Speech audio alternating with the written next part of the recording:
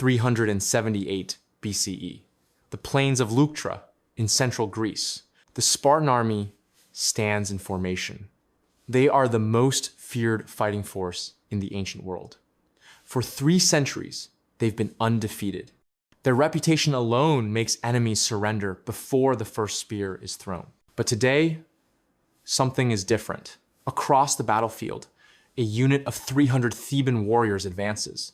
They're not spread out in the traditional formation. They fight in pairs, 2 by 2, 150 couples moving as one. They're called the Sacred Band of Thebes, and they're about to do what no army has done in 300 years, utterly destroy the Spartans. The battle is brutal, quick, decisive. When it's over, the Spartan king lies dead on the field along with 400 of his elite warriors. The Sacred Band loses only 40 men. But here's what makes this story remarkable. Here's what ancient historians spent pages trying to explain. The secret to their military dominance wasn't better weapons. It wasn't superior tactics. It wasn't even more rigorous training. It was love, physical, intimate love between the warriors. Each pair in the Sacred Band consisted of an older man called an Erastes, meaning lover, and a younger man, usually in his late teens, called an Eromenos, meaning beloved. They trained together. They lived together. They shared a bed, and they fought side by side on the battlefield. The theory was simple. A man fights harder when his lover is watching. He won't retreat because that would mean abandoning his beloved to die. He won't show cowardice because his beloved would witness his shame. According to the ancient historian Plutarch, the Theban military leaders believed this system would soften their natural fierceness while young and temper the manners and characters of the youth. Soften them by pairing them with adult male lovers. And it worked. For 33 years, the Sacred Band of Thebes was undefeated. They became legends. Now, if you're watching this and thinking, wait, this sounds like ancient Greece was progressive about same-sex relationships. Let me stop you right there. Because here's what they don't tell you in history class. Here's the part that gets conveniently left out when people talk about Greek love. These teenage boys didn't volunteer for this system the way we understand volunteering today. This wasn't about sexual freedom. This wasn't about identity. This wasn't even about what we'd call being gay, because that concept didn't exist in ancient Greece. This was an education system, a mandatory education system for aristocratic boys. Let me explain what that means. In ancient Greece, when a boy reached around 12 or 13 years old, after his voice had changed, but before he had a full beard, he was expected to attract the attention of an older man, usually someone in his 20s or early 30s, someone established, someone respected in society. This older man would become his mentor, his teacher, his guide into manhood, and yes, his physical, intimate partner. The relationship was supposed to last until the younger partner reached about 18 or 20, old enough to grow a beard, old enough to be considered a man himself. Then he would, in theory, marry a woman and eventually take a younger boy of his own as a beloved. This was the system. This was normal. This was civilization. If you were an aristocratic Greek boy and no older man pursued you, that was shameful. It meant you weren't desirable, weren't worthy of education. But if you were too willing, if you showed too much enthusiasm for the physical aspects of the relationship, then you were called a prostitute. You were mocked. Your reputation was destroyed. You had to play a very specific role. Resist at first, eventually yield, but never show that you enjoyed it. Does that sound like consent to you? Now here's where this gets even more complicated. The Greeks didn't see anything wrong with this. In fact, they saw it as one of the highest forms of love. The philosopher Plato wrote extensively about it. Military leaders, like those in Thebes, built their elite forces around it. The Erastes was supposed to teach the Eromenos everything: philosophy, politics, warfare, how to be a proper citizen. The physical relationship was just one part of a complete education package. And the Greeks believed this system, this institutionalized pairing of adult men with teenage boys, was what made their civilization great. Some modern historians have even argued that this practice released creative forces that led to what has been called the Greek miracle, the explosion of philosophy, democracy, art, in science that we still celebrate today. Think about that. The civilization that gave us Socrates, Plato, Aristotle, the Olympics, democracy, and the foundation of Western thought was built on a system that we would absolutely criminalize today. But here's what really keeps me up at night. The Sacred Band of Thebes wasn't unique. They were just the most famous example. This system existed in Athens, in Sparta, in Crete, in Corinth, across the entire Greek world. Every aristocratic boy went through this. Every single one. And this was just one aspect of ancient Greek intimate practices. Just one piece of a much larger, much stranger picture. Because once you start digging into how the Greeks approached physical relationships, gender roles, and what they considered normal, you realize that almost nothing matches what we'd recognize today. So here's my question for you, and I want you to really think about it before you answer in the comments. Did you know this is how ancient Greece trained their warriors? Did your history teacher mention this when they taught you about Greek democracy and philosophy? Because I'm willing to bet they didn't. And that's exactly why we're here today. To talk about the parts of history that get sanitized. The parts that make us uncomfortable. The parts that complicate the neat story of ancient Greek glory. To understand where all of this came from, why the Greeks thought this was not just acceptable but ideal, we need to go back to where every aristocratic Greek boy's education began. We need to go to the gymnasium. The naked gymnasium. The gymnasium. In modern English, we use this word to mean a place where you exercise. Maybe lift some weights, play basketball, run on a treadmill. But in ancient Greece, the gymnasium was so much more than that. It was the center of education for aristocratic boys. It's where they learned philosophy, politics, rhetoric, how to be citizens. It's where they trained for warfare, practiced athletics, prepared for competitions. The gymnasium was where boys became men. It was sacred, essential, the heart of Greek civilization. Oh, and everyone was completely naked. Every single person, all the time. The word gymnasium actually comes from the Greek word gymnos, which means naked. It wasn't called a place for athletics. It was literally called the place where you're naked. And this wasn't like a modern locker room where you're briefly undressed before you shower and change. This was hours and hours of education, exercise, and social interaction, all conducted entirely without clothing. Teenage boys wrestling, completely naked. Running races, naked. Throwing the discus, naked. Sitting in lectures about philosophy with their older mentors, naked. Now, the Greeks had justifications for this. They always had justifications. They said it honored the gods. Apollo and Hermes were often depicted as beautiful, naked athletes, so exercising without clothing was a form of worship. They said it built character, that being exposed made young men tougher, less modest, more ready for the hardships of warfare. They said it promoted health, that sunlight and air on the skin was good for the body. All of that might be partially true, but here's what they don't tell you in history class. Here's the part that gets left out when your professor talks about Greek athletic culture. The real reason for the nakedness, or at least one major reason, was so that older men could evaluate the boys' physical development. The gymnasium was, quite literally, a viewing area for potential erastes looking for their next eromenos. Let me explain how this worked, because it's even more calculated than you might think. According to historians like Thomas F. Scanlon, Sparta was likely the first city-state to practice athletic nakedness and to formalize the pederasty system. Other cities followed their example. Older men, citizens, established members of society would come to the gymnasium to watch, to observe, to evaluate. They were looking for teenage boys with ideal physical characteristics. Athletic, well-proportioned, beautiful by Greek standards. And once an Erastes selected a potential eromenos, the courtship began. This wasn't subtle. This wasn't private. This was a public process with specific rules and expectations. The older man would start giving gifts to the boy. Historians have documented exactly what these gifts were. Small animals like hares or roosters, pieces of meat, bottles of oil, toys, or money. These weren't just friendly presents. These were courtship offerings. Everyone knew what they meant. The boy was expected to play a very specific role. He had to be coy, resistant. He would shy away, pretend not to be interested, make the Erastes work for his attention. But, and this is important, he also couldn't resist too much.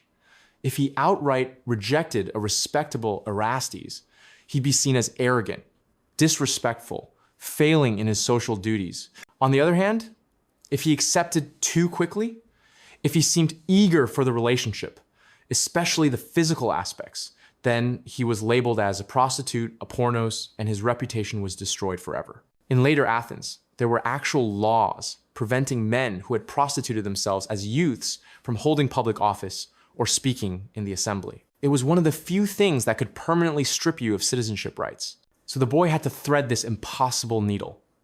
Resist enough to seem virtuous, but yield eventually to seem properly educated and socialized.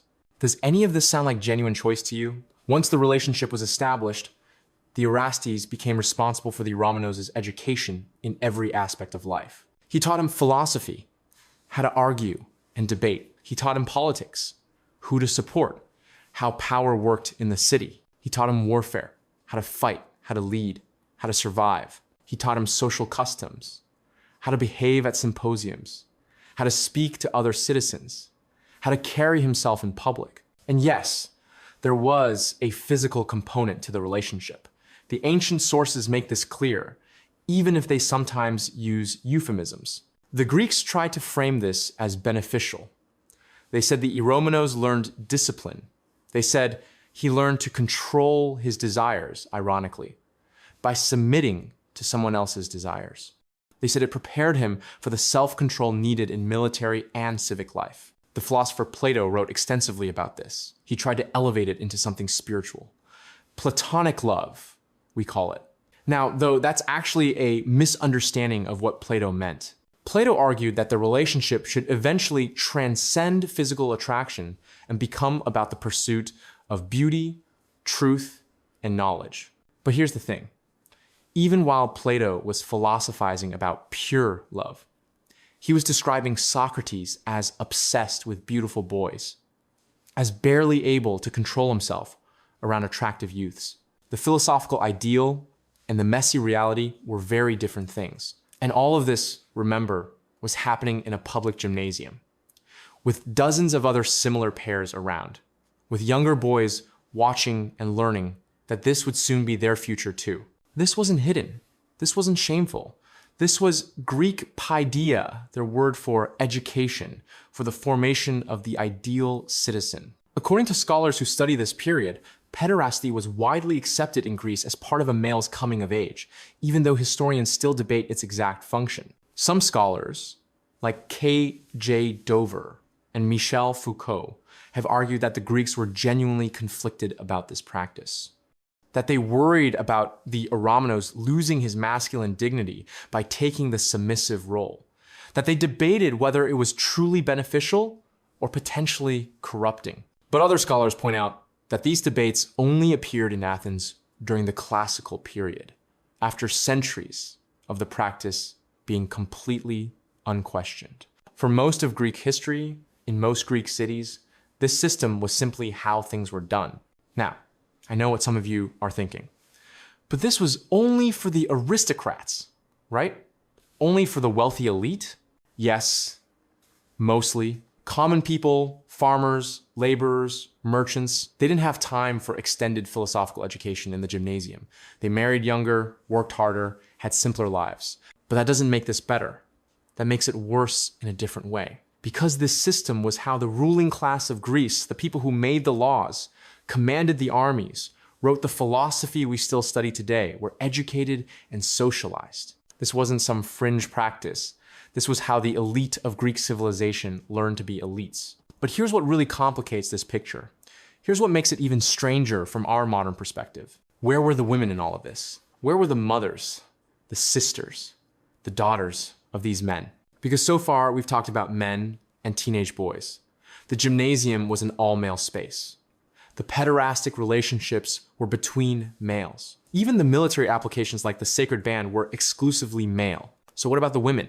The answer is going to shock you even more than what we've already discussed. because Greek women, at least in cities like Athens, were essentially prisoners in their own homes, while their fathers, brothers, and sons were at the gymnasium, while the men were having their symposiums and intellectual discussions and physical relationships with each other. The women were locked away, segregated, controlled, voiceless. And when Greek men finally did interact with women, when they decided it was time to marry and produce legitimate heirs, the girls were 12 to 16 years old. So let me ask you something. Comment below and be honest. When you learn about ancient Greece in school, did anyone mention the gymnasium was a place where naked teenage boys were courted by older men? Did anyone explain that the foundation of Western education included this system? I'm betting they didn't. And that brings us to the next chapter of our story, because we need to talk about women. We need to talk about wives and prostitutes and the complex, disturbing role that women played in this society. We need to talk about the symposium. And trust me, what happened at these drinking parties makes the gymnasium look tame by comparison. Picture an elegant room in a wealthy Athenian home. The andron, the men's room. It's specifically designed for entertaining. The walls are decorated with expensive painted pottery. The floor is patterned with intricate mosaics. Cushioned couches line the walls, arranged so the guests recline while they eat and drink. It's evening. The actual meal has finished. Now comes the symposium, the drinking party. Wine is mixed with water in elaborate craters, large mixing vessels that themselves are works of art. Young enslaved boys serve the drinks. Musicians play the aulos, a double-piped flute. The guests, all men, all citizens, all from respectable families, discuss philosophy, recite poetry, play drinking games. They debate questions of ethics and politics. They argue about the nature of love and beauty. This is Greek culture at its finest. This is the famous symposium we read about in Plato's writings. This is where some of the most influential ideas in Western philosophy were discussed and debated. But there's something you need to notice about this scene. Where are the wives? Let me answer that question for you. The wives are in a completely different part of the house, in the gynekonitis, the women's quarters. A separate, private area that male guests would never see and would certainly never enter. And it's not just that the wives aren't invited to the symposium.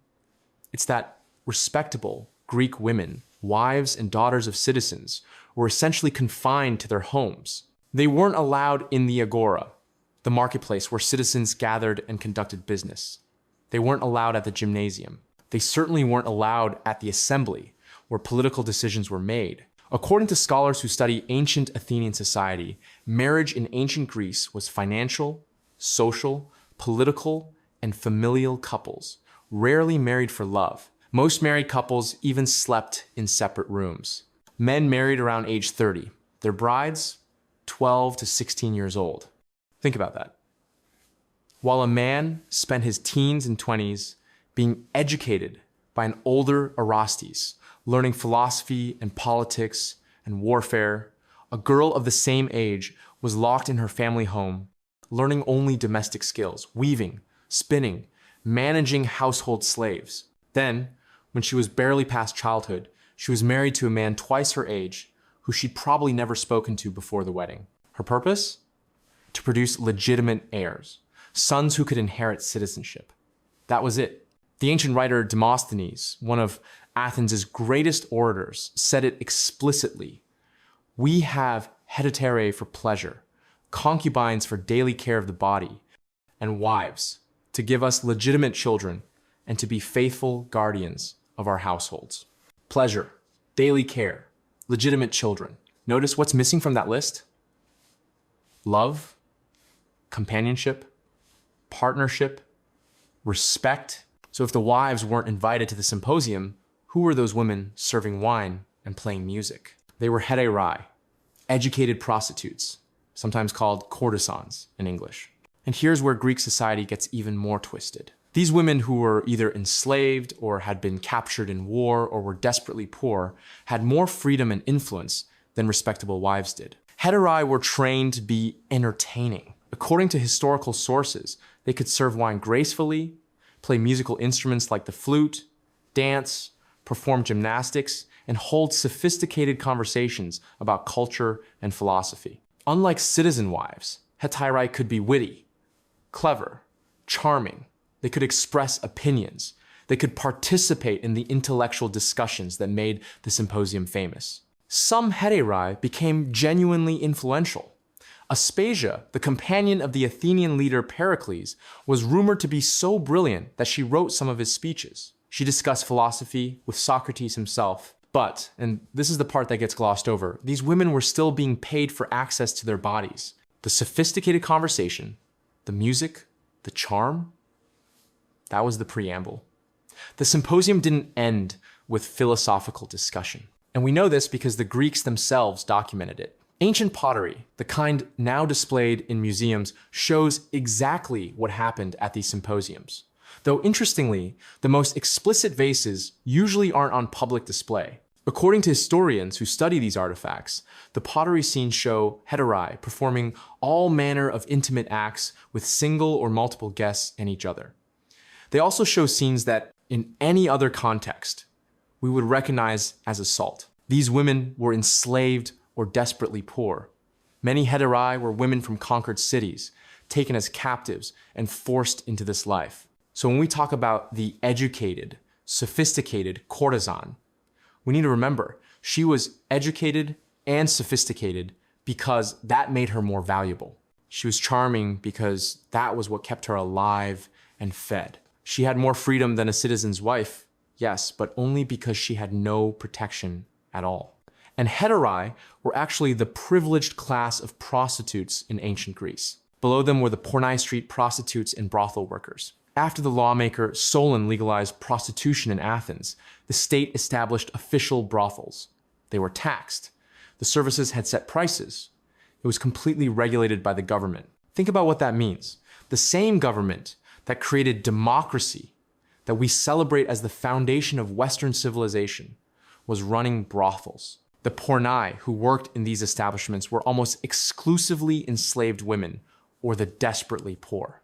They had no choice, no autonomy, no escape.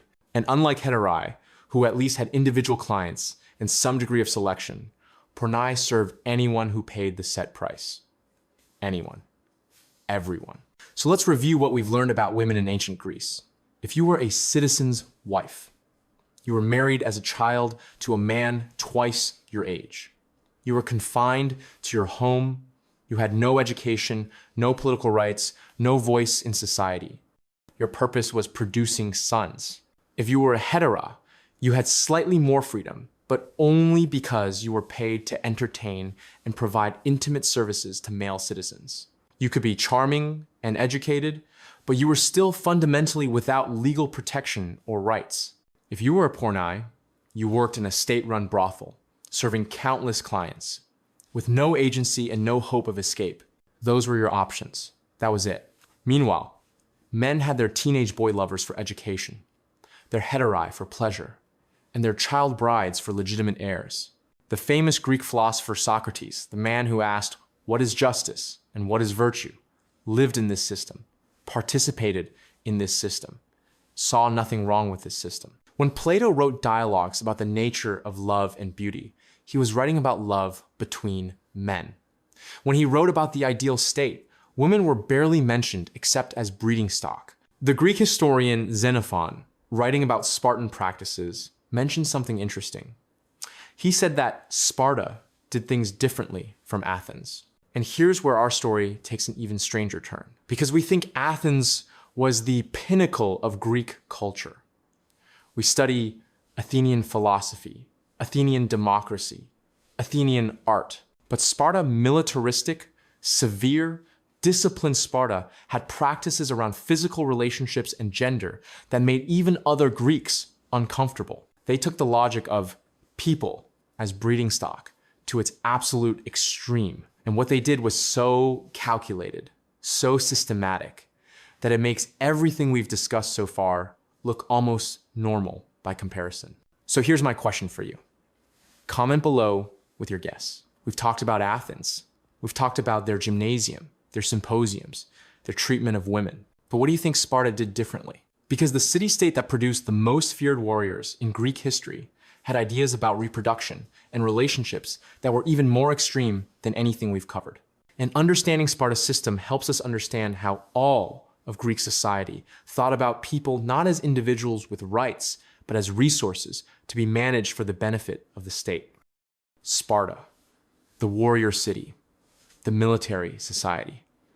The polar opposite of Athens in almost every way. Where Athens valued philosophy and art, Sparta valued discipline and warfare. Where Athenians spent their time in symposiums debating ideas, Spartans spent their time training for battle. Even the layout of their city was different.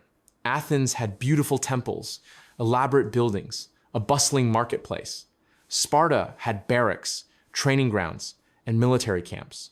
According to the ancient historian Thucydides, if you judge Sparta by its physical remains, you'd never guess it was one of the most powerful cities in Greece. But here's what's interesting.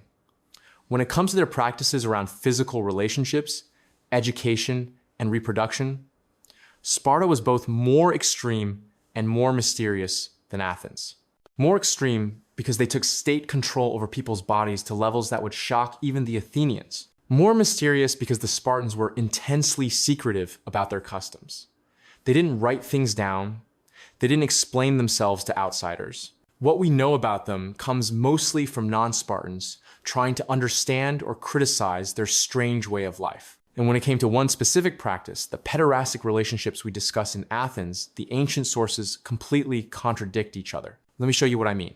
According to the writer Xenophon, who admired Sparta, relationships between older and younger males in Sparta were completely chaste.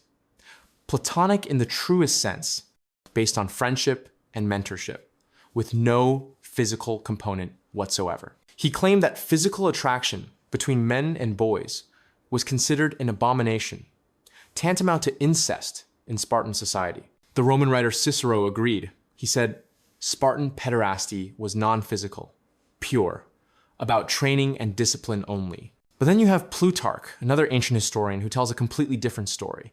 He says that when Spartan boys reached puberty, they were paired with older men just like in Athens, that it was an established institution, that the relationships had both educational and physical components. And the historian Aelian wrote about the responsibilities older Spartan citizens had toward younger males, suggesting mentorship relationships that went beyond simple military training. So which is it? Was Sparta different, or was it the same? Here's what modern historians think. The sources contradict each other because Sparta wanted to present itself as morally superior to Athens, but outsiders knew the reality was more complicated. What we do know for certain is that, whether physical or not, the pairing of older and younger males was absolutely institutionalized in Sparta. It was part of the agoge, their brutal military training system that every boy went through. And here's what makes Sparta truly different. They didn't just control the education and social lives of their young men. They controlled reproduction itself with a level of state interference that was extreme even by Greek standards. Let me tell you about Sparta's approach to marriage and childbearing, because this is where things get genuinely disturbing. Sparta was obsessed, and I mean obsessed, with producing the perfect warriors. Everything in their society was designed around creating strong, disciplined soldiers. You've probably heard the story about Spartan babies being inspected at birth, with weak infants supposedly left on mountainsides to die. Modern historians debate whether that actually happened or if it was propaganda, but the story itself tells you something about how Spartans thought about human life. People weren't individuals with inherent worth.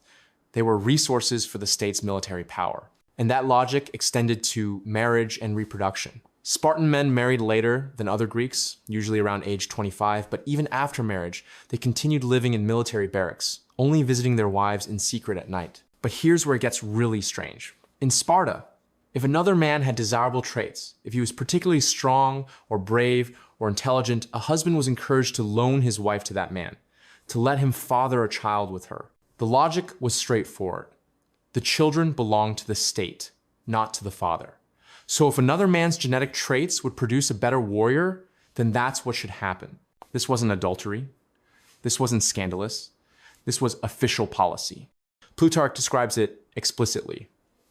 Husbands would arrange for other men to spend time with their wives for breeding purposes, treating their wives like prized livestock, being taken to a superior stud. And it went the other way too. An older man who wanted children but didn't want to marry could approach another man with a young, fertile wife and ask to father children with her. This was considered perfectly acceptable. Think about what that means for the women involved. You're married to one man, but expected to bear children with whoever the state or your husband decides would produce the best warriors. You're not a person with choices. You're a breeding vessel, and your children aren't yours. They belong to Sparta. Now, here's where Sparta becomes contradictory in a different way. Spartan women had far more freedom than Athenian women. They weren't confined to the home. They could own property, lots of property. At one point, Spartan women controlled nearly 2/5 of all land in Sparta. They exercised publicly. They trained in athletics. In fact, they exercised naked alongside men, which scandalized other Greeks. They were educated. They could speak their minds in public. They had real social power. Some ancient writers praised this. Others were horrified by it. The philosopher Aristotle blamed Sparta's eventual decline on the fact that women had too much influence. But here's the thing you need to understand.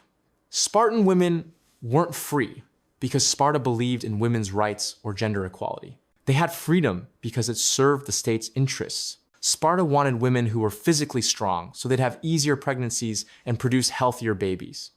They wanted women who could manage property because the men were always away training or fighting. They wanted women who could speak up if it meant contributing to military strength. Their freedom was functional, utilitarian, about making better warriors, not about human dignity. And they were still expected to obey the state's reproductive demands, to accept the wife-sharing arrangements, to give up their sons at age 7 to brutal military training where many boys died or were permanently damaged. So when people today say, well, Sparta was better for women than Athens, they're missing the point. Yes, Spartan women had more freedom of movement, but they were still fundamentally controlled just in different ways and for different purposes. Meanwhile, as all of this was happening in Sparta, in Athens, across the Greek world, philosophers were writing extensively about love, virtue, and the good life. Plato wrote dialogues where Socrates discusses the nature of love in elaborate detail. He divided love into different types. He talked about ascending from physical attraction to spiritual connection to love of beauty and truth itself. It's beautiful philosophy, genuinely profound ideas about the nature of human connection and desire. But here's what bothers me. All of those philosophical discussions, they were about relationships between men, mostly between adult men and teenage boys. The love they idealized was pederastic love. When Plato wrote about the highest form of love in the Symposium, he was describing the relationship between an Erastes and a Ramenos. When Socrates talked about being overwhelmed by desire in the presence of beautiful youths, he was describing attraction to teenage boys. And women? In Plato's ideal republic, women are mentioned primarily as breeding stock for the guardian class. They're supposed to be held in common, with the state deciding who reproduces with whom to produce the best children for society. Even in philosophy, the realm of abstract ideals about virtue and goodness, Greek thinkers couldn't escape their society's fundamental assumptions about power, control, and the use of human bodies for social purposes. Now, I want to pause here and address something important. When I'm telling you all of this about the pederasty, the child brides, the wife sharing, the state control over reproduction, I'm not doing it to say the Greeks were evil or we should cancel ancient Greece. That's not the point. The point is that this is complicated. This is the real, full picture of the society that created democracy, philosophy, science, and art. The society we're told to admire as the foundation of Western civilization. They did achieve remarkable things. The Socratic method, the Parthenon, the Olympic Games, theater, the concept of citizen participation in government. But they achieved those things while simultaneously running a society built on systems we would today recognize as exploitation, abuse, and state-sanctioned violence against young people and women. And we need to be able to hold both of those truths at the same time. So here's my question for you, and I really want you to think about this. Can we separate the achievements from the practices? Should we? When we study Plato's philosophy, do we need to mention that he was philosophizing in a society built on pederasty? When we teach kids about Athenian democracy, do we mention that it coexisted with child brides and state-run brothels? Comment below, because this isn't an easy question. and I don't think there's one right answer. Let me tell you what happened in my high school history class when we studied ancient Greece. We learned about democracy, the Parthenon, the Olympic Games, Socrates asking questions in the marketplace, Plato's cave allegory, Aristotle tutoring Alexander the Great. We learned that Greece was the cradle of Western civilization, that they invented philosophy, theater, science, rational thought. My teacher showed us pictures of beautiful marble statues. We read excerpts from philosophical dialogues. We talked about how much we owe to the Greeks, but nobody mentioned the pederasty. Nobody mentioned the 12-year-old brides. Nobody mentioned the state-run brothels, or the wife sharing, or the fact that Greek love meant something very specific that would be criminal today. Nobody mentioned any of it, and I'm willing to bet the same thing happened in your classroom too. So here's the question we need to grapple with. Why? Why do we teach a sanitized version of Greek history? Why do we celebrate the achievements while conveniently forgetting the practices? Is it because we think high school students can't handle complexity? Is it because we don't want to complicate the narrative of Western civilization's glorious origins? Is it because acknowledging these practices might force us to think differently about the philosophy and democracy we inherited from Greece? I think it's all of those things. And I think that's a problem. Because when we teach a mythology instead of history, when we present the Greeks as noble philosophers in a golden age of reason and beauty, we're lying by omission. And worse, we're romanticizing a society that systematically exploited children and women. Let me show you how pervasive this romanticization is. Even the term we use, platonic love, is based on a fundamental misunderstanding. When people today say they have a platonic relationship, they mean a non-physical friendship, pure, chaste, intellectual. But that's not what Plato meant at all. When Plato wrote about the highest form of love, he was writing about the relationship between an adult man and a teenage boy. Yes, he said, it should eventually transcend physical attraction and become about pursuing truth and beauty. But the starting point, the foundation, was still a pederastic relationship. Platonic love originally meant the love between an Erastes and a Romanos, idealized and elevated through philosophy. We've completely rewritten what it means because the original meaning is too uncomfortable. Or think about how we talk about Greek love in art history, in literature courses. It's presented as this beautiful, poetic thing, two men loving each other in a society that accepted same-sex relationships. But that's not accurate either. The Greeks didn't have a concept of sexual orientation the way we do. It wasn't about being gay or being straight. It was about power dynamics. Being the active partner, the penetrator was masculine, powerful, acceptable for an adult citizen. Being the passive partner, the penetrated, was feminine, submissive, and only acceptable if you were young, enslaved, or foreign. The whole system was built on hierarchy, age difference, and power imbalance. When modern people try to claim ancient Greece as evidence that same-sex relationships were accepted in the past, they're missing the point. What was accepted wasn't equality between same-sex partners.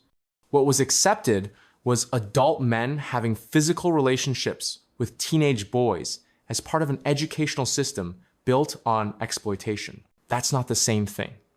Not even close. So how did it end? How did these practices that were so fundamental to Greek society finally disappear? The short answer, Christianity. According to historians who study this period, the spread of Christianity and its very different views on physical relationships contributed to the decline of pederasty. By the late Roman period, after Rome had conquered Greece and adopted many Greek practices, pederasty was increasingly viewed as outdated and immoral. But here's what's important to understand. It didn't end quickly. And it didn't end because people suddenly realized it was exploitative. Rome had adopted the Greek practice, but as one ancient source put it, they turned it into something even more about domination and exploitation. Roman citizens could have relationships with enslaved boys or prostitutes, but it was explicitly about power and control, stripped of even the pretense of education or mentorship. It took centuries for Christian sexual ethics, which emphasized chastity, monogamy, and condemned relationships outside of marriage, to fully replace the Greek and Roman systems. And even then, you can find echoes of these practices continuing in various forms throughout European history. Boarding schools, apprenticeship systems, older mentors and younger proteges in contexts where power imbalances created opportunities for exploitation. The specific Greek institution died out, but the underlying pattern, powerful older men exploiting young people under the guise of education or mentorship, that's never fully gone away. Now let me address the big question, the one I asked at the end of the last chapter. Can we separate the achievements from the practices? Can we study Plato's philosophy without mentioning that he idealized pederasty? Can we celebrate Athenian democracy without noting that it coexisted with child brides and enslaved women? Can we admire the Parthenon without thinking about the society that built it? Here's my answer. We can appreciate the achievements while condemning the practices, but only if we're honest about both. The Socratic method is genuinely valuable.